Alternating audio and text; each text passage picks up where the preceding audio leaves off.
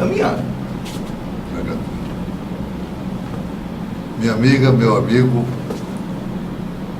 começo pedindo desculpa pelos dias que passei fora.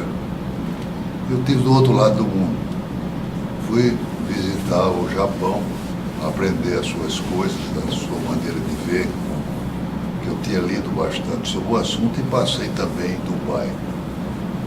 Trago algumas coisas e muita emoção dessa viagem. Só para começar, a primeira coisa é que é um mundo diferente do que nós estamos, infelizmente, aqui, e que eu desejaria para o Brasil. Lá não existe, em Dubai, por exemplo, no Japão não existe, há um mínimo de desemprego, não há pedintes, não há viciados, há um mínimo.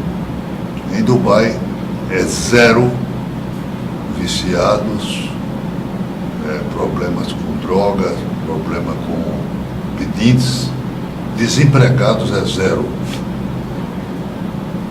E há uma coisa interessante também, a legislação muito dura, e nós que somos advogados, e eu trago um grande advogado aqui, de minha admiração e da minha amizade, para conversar sobre esse tema. Mas eu digo que é preciso uma revisão no Brasil das coisas. Eu sempre fui contrário à pena capital, à pena de morte, à pena física, mas encontrei em Dubai uma coisa, quase zero de crime na cidade. Na cidade não, no estado, que é uma participação dos Emirados, os 7 Emirados Árabes. 10% da população de lá é nativo, 90% de gente de fora. Não há crime. Mas a penalização também é muito pesada para assassinos, pena de morte, para estupro, mesma coisa para traficantes, ainda com peso para adultério, que é uma coisa com essa possibilidade. Mas há umas penas menores que é a pena chibatada. E eu penso, com todo respeito, que tem umas pessoas no Brasil que mereciam. Nós não estamos nessa coisa de julgar, mas tive uma informação de um sujeito que mandou se aproveitando de uma mulher num ônibus e levou 40 chibatadas. Dificilmente ele vai usar novamente essa coisa. Não é que vamos aplicar isso aqui, mas é bom ver o mundo lá fora para poder comparar e ver como podemos melhorar o nosso país. Nós trazemos hoje uma figura notável da cidade, que é Eduardo Gurgel. Eduardo é o presidente da Aliança Francesa em Natal.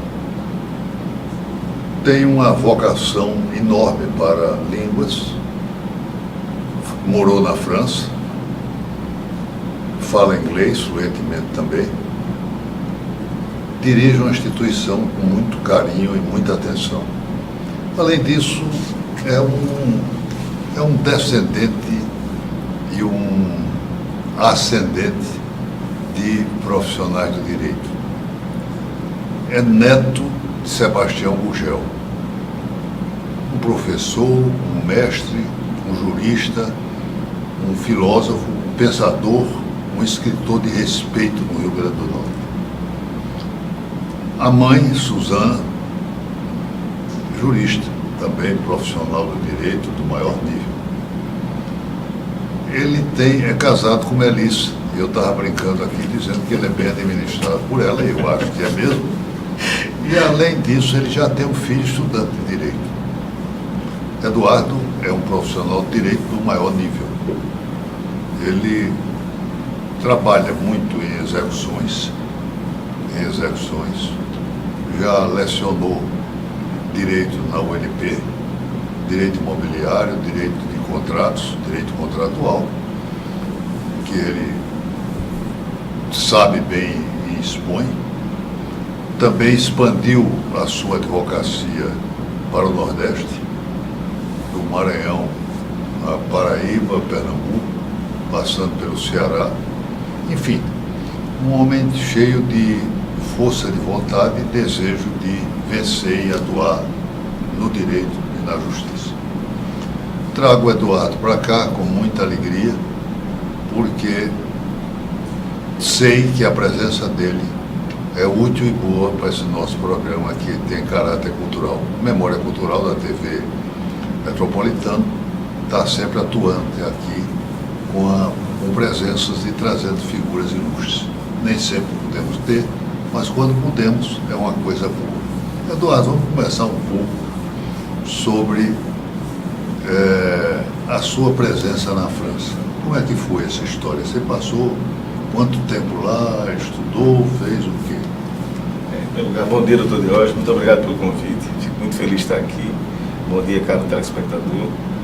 É sempre um prazer poder conversar e uma honra tremenda ouvir essas palavras tão carinhosas desse que deve ser o professor de todos os advogados aqui do Rio Grande do Norte. Muito obrigado pelo convite. Não aceitando. Bom, a minha ida para a França foi um caminho natural. Desde criança eu ouvia na casa do meu avô, ele ouvia músicas francesas e a cultura francesa sempre esteve muito presente na minha família, porque ele, quando jovem, sempre estudou francês e dava aulas também. E então eu estudei francês desde cedo, desde os 12 anos de idade, na Aliança Francesa, a mesma aliança hoje, que a gente tem uma grande estima, que está tentando fazer o melhor possível para que ela siga seu caminho, né? A Aliança Francesa é uma senhora hoje de 60 anos de Natal e ela tem como objetivo não só o aprendizado da língua, mas o intercâmbio cultural, promover a cultura francesa e também esse intercâmbio entre o que se produz no Brasil e o que se produz na França, e que as pessoas possam interagir e daí produzir muito mais coisa. Mas realmente, aos 17 anos eu tive a oportunidade de fazer uma prova no Rotary Club, que me levou a fazer o intercâmbio e fiquei um ano no norte da França, onde fiz grandes amizades e onde voltei sempre, porque o ano foi muito importante para a parte linguística, para a imersão cultural, mas o que aconteceu de melhor foi que a partir daí grandes amizades surgiram e eu voltei praticamente todos os anos e recebi muitos amigos aqui. Um deles casou-se com uma brasileira e hoje é professor, inclusive, de português na universidade particular lá na França, e isso realmente é uma coisa que ficou guardada comigo. Uma coisa interessante você lembrou aqui desse intercâmbio e dessa presença. Eu sou um beneficiário desta ligação e da Aliança Francesa. O que é? Aqui esteve em Natal e fez muitas amizades e muitos contatos. Um homem culto, inteligente, publicou livros aqui, de Charleville. Bernard Leguet dirigiu a Aliança Francesa. E eu tive a oportunidade, Eduardo, ele me pediu e começou a ler poemas meus. Resultado, reuniu poemas, transformou em livro, pediu a Dorian Gray, que era amigo dele e meu, uma capa. Organizou um livro, pediu a um francês, mostrou a um grande intelectual, Villeneuve, para que fizesse o prefácio, e lançou em Charleville um livro que eu não imaginei, que nem tinha forma de livro, tinha poemas isolados que ele reuniu, poemas de amor. Ele deu o nome de Tendresse, poema eu não vou pronunciar na sua frente, fica difícil, mas poema de amor sem sossego, sem sossego. Então, este livro já está numa segunda edição, já foi publicado agora em Paris, para a solenidade, a Feira de Livro de Paris. Eu tive lá o lançamento. Então, isso foi fruto de um contato e de uma posição de Bernard Leguet, que até hoje é meu amigo, com quem mantenho correspondência e contato. E aí são os grandes objetivos dessa instituição, porque promoveu o encontro de dois intelectuais, o senhor e ele, e essa publicação. A propósito, Bernard também publicou na França, traduziu de Cascudo, ele traduziu alguns livros brasileiros, mas de Cascudo ele traduziu contos tradicionais do Brasil. Legal. Olha como é importante esse contato, né? Este contato. Sem dúvida. Que dá frutos dessa natureza. promove, né, espalhar essa cultura diversificada pelo mundo. E não é uma via de mão única, é uma via de mão dupla. A França se interessa pelo que está acontecendo no mundo e acho que esse intercâmbio é uma coisa que favorece a humanidade, ao humanismo, a todas as pessoas que se interessam por um mundo melhor. Porque afinal de contas o mundo que sabe mais é o mundo Quantos melhor. professores tem hoje atuando na Aliança? Você tem ideia? Sim, a gente tem por volta de, se eu não estou enganado, mais de uma dezena de professores. Mais de uma dezena de professores. E tem quantos anos? Já há muito tempo da existência da Aliança aqui. Eu sei que foi... anos. Quanto? 60. 60 anos. 60 já. anos. Mais de meio século de trabalho em favor dessa... O senhor tem ideia, meu avô faleceu com 97 anos de idade e ele fez prova na Aliança Francesa, quando tinha, claro, ele, naquela época não se tinha acesso tão cedo, mas ele chegou a fazer o Nancy, que havia na Aliança há algum tempo, que era um curso superior, licenciatura em literatura e civilização. E eu cheguei a fazer o mesmo curso tempo depois. E ele teve uma nota que foi feita onde hoje é o prédio. Quer dizer, eu acho que a Aliança Francesa tem um peso hoje, né, de uma importância até histórica para a nossa cidade, porque é uma instituição que funciona há 60 anos e há 60 anos procura promover a cultura, o intercâmbio, não apenas a formação linguística. Mas outra coisa interessante também são os presidentes e aqueles que participaram lá. Eu sei que Valério Cavalcante teve lá, Américo de Oliveira Costa, quer dizer, grandes figuras que participaram da vida, além de próprios franceses que vêm para cá, que também é interessante essa troca, né? Porque na verdade a associação tem um presidente e a Fundação de Paris atualmente manda um diretor. Manda um diretor. A fundação é ligada à embaixada, né? Então, até 2002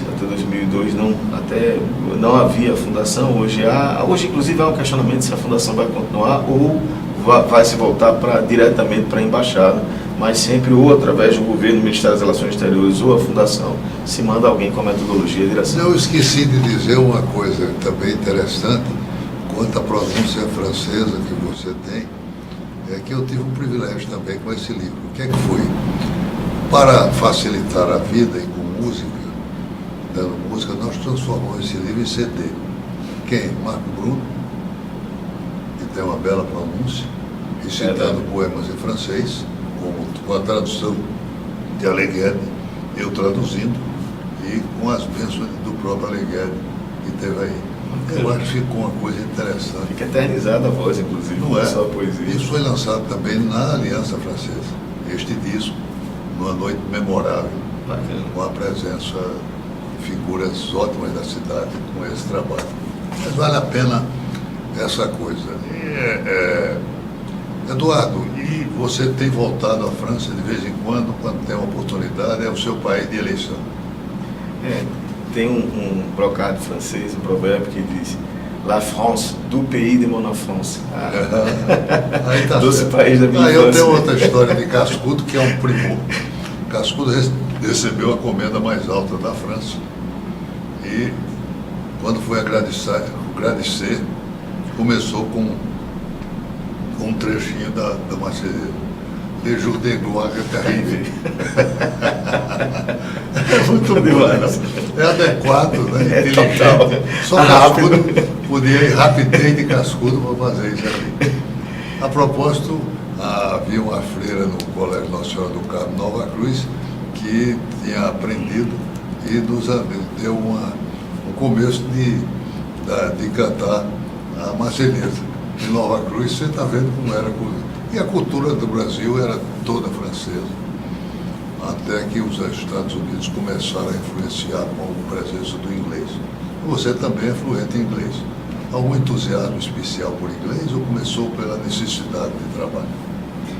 O inglês era, para a nossa concepção, obrigatório para a vida, porque como tudo que é cultural se passa em primeiro lugar em inglês, e tudo que é moderno, a gente entendeu, né, a minha família, e eu abracei porque gosto de línguas. E essa coisa avançou e eu tenho grande admiração, não só pela língua como pelos países anglo-saxões. Eu sou entusiasta dos Estados Unidos, confesso também, sem trair a França, mas eu acho que há espaço para cada ser humano entender a diversidade cultural pelo mundo. Meus amigos, vamos ter um breve intervalo e voltamos já com a presença de Eduardo. Fique conosco.